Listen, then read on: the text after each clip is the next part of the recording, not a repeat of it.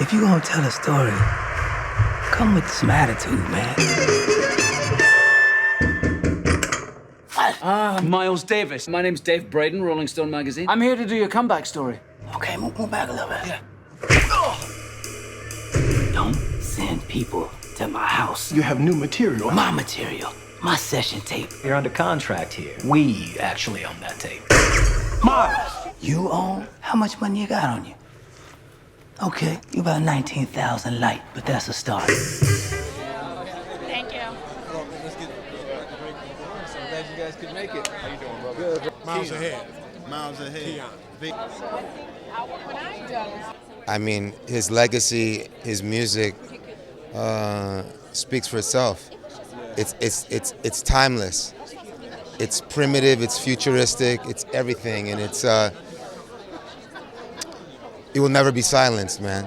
We're talking about one of the greatest forces in music ever. Where Miles takes his 5-year break, and I know since '84, it's only been 1 year that you haven't worked on screen. How do you think it feels as an artist to take a break like that and come back? You know? Well, I don't think it was something that was planned. You know, I don't think he put the horn down and said, "Okay, I'm not going to touch it for 5 years." It was probably, a day turned into a week, turned into a month, turned into a year, turned into what's happening. I'm not playing. And it was a period where Miles didn't know if he was going to come back. Miles didn't really know if he was going to live. He was dealing with a lot of health issues, and there was a lot of turmoil in his life at that time. But we know that he does come back, and we wanted to create a narrative that felt like it had this forward momentum, and that this centrifugal force would eventually shoot Miles out and put him back on the stage. Because there are a generation of people that may not truly know who Miles Davis is, And I think that this film was a great way to introduce them, to bring them into his world, to give them curiosity about his music and go and seek it out on their own, because the music or the film is such a different approach to the biopic, so I think it's inclusive in that sense. It makes you curious about who he was. It takes you on a journey, and so I think from that, people will have this curiosity about him that don't know about him. That's in the forte, coming that's in. Right. So. That's right, and I wanted to sting it, hit it, and really take it off. Then they got a glissando.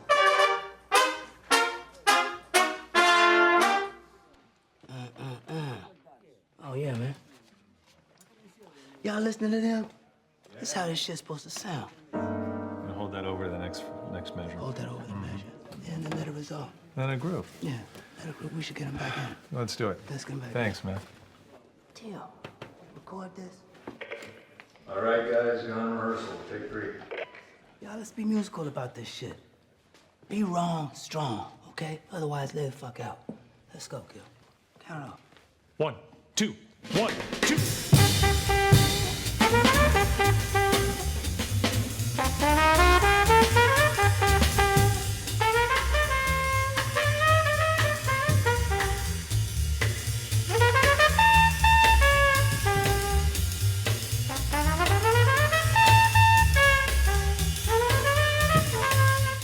So, man, first I see you got the Tribe. So, talk about Phife Dawg real quick.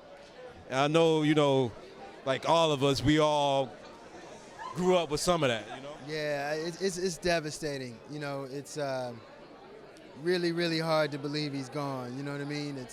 He was such a integral part of growing up. You know what I mean? Like he was my theme song. Really, Tribe was like my favorite group growing up. So a lot of his lyrics are the theme song to my life in those years, and I can't get over that. Now, this movie is about Miles Davis, who's without a doubt musical genius, everything, but he's born in the 20s. When we think about people born in this century that you think they may be making, or not necessarily born in this century, but we're listening to the music right now, that we might be making a movie about decades from now, who do you think those people will be?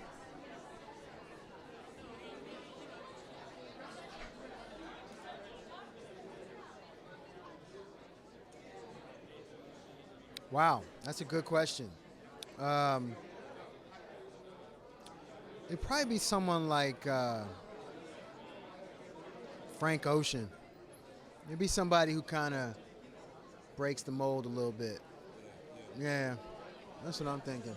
And Miles Davis, I mean, how much of an effect you think he had on hip hop and contemporary music today? Well, I mean, I think artists like Miles not only paved the way, but they also gave their music. I mean, I don't know how many artists have sampled Miles, so it's like, you know, they didn't even know it, but at the end of the day, by doing you somehow end up, you know, bringing others along with you, and I can't help but admire that. You know what? I guess when you think of people like with that kind of jazzy sound, like the first person that I thought of was John Legend. You know, who's very contemporary but also has an old soul. Funny enough, I think Jamie Foxx. Jamie Foxx has a quality about him, like whether it's acting or whether it's music, there's something that's so soulful, right? You can connect to. And then on the gospel side, because I love gospel music, there's a new gospel artist named Molly Music, whose music I adore. And I really hope that he comes into that iconic status too. Don did an amazing job. And ninth grade that's not true. I don't believe that for 1 second. But Don did an amazing job.